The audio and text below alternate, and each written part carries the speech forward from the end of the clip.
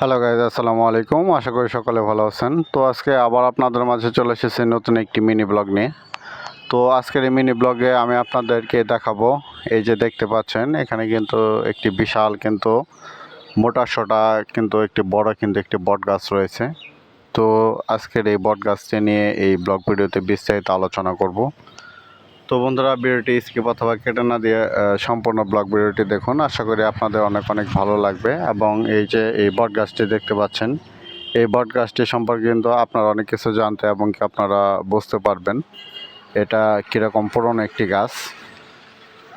তো এই গাছটি কোথায় এটা কিন্তু বিস্তারিত বলে দেবো আমার এই ব্লগ ভিডিওতে। তাই ভিডিওটি স্কিপ অথবা কেটে না দিয়ে সম্পূর্ণ ব্লগ ভিডিওটি দেখার চেষ্টা করুন। আশা করি আপনাদের অনেক অনেক ভালো লাগবে। তো বন্ধুরা, এই যে ডিসপ্লেতে দেখতে পাচ্ছেন অনেক পুরনো একটি বট গাছ এবং অনেক বড় একটি বট গাছ। তো এই বট গাছটি কিন্তু প্রায় 200 থেকে 250 বছর আগের কিন্তু পুরনো একটি বট গাছ। তো এই যে বট গাছটি দেখতে পাচ্ছেন, এই বট গাছের সাথে কিন্তু অনেক কাহিনী কিন্তু জড়িত রয়েছে। কারণ এই বট গাছটি যে দেখতে পাচ্ছেন, আপনি যতগুলো বট গাছ দেখতে পারবেন সমস্ত বট গাছের সাথে কোনো না কোনো একটা বিষয় জড়িত থাকে।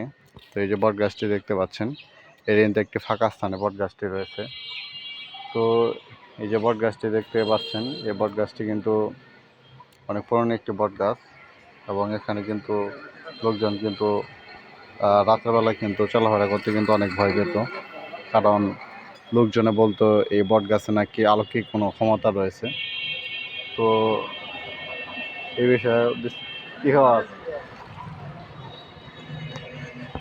তো এই যে বট গাছটি দেখতে পাচ্ছেন, এই বট গাছটি কিন্তু অনেকে এখনও ভয় পায় এই বট গাছের নিচ দিয়ে চলাফেরা করতে। তো বন্ধুরা, আমি আমার আরেকটি পরবর্তী ব্লকে এই বট গাছটি নিয়ে বিস্তারিত সমস্ত কিছু তথ্য দেওয়ার চেষ্টা করব। তো যারা আমার এই ব্লগটি দেখছেন তাদেরকে অসংখ্য অসংখ্য ধন্যবাদ। তো আপনাদের মাঝে আবারও দেখা হবে নতুন কোনো ব্লগে। সকালে ভালো থাকবেন। আসসালামু আলাইকুম।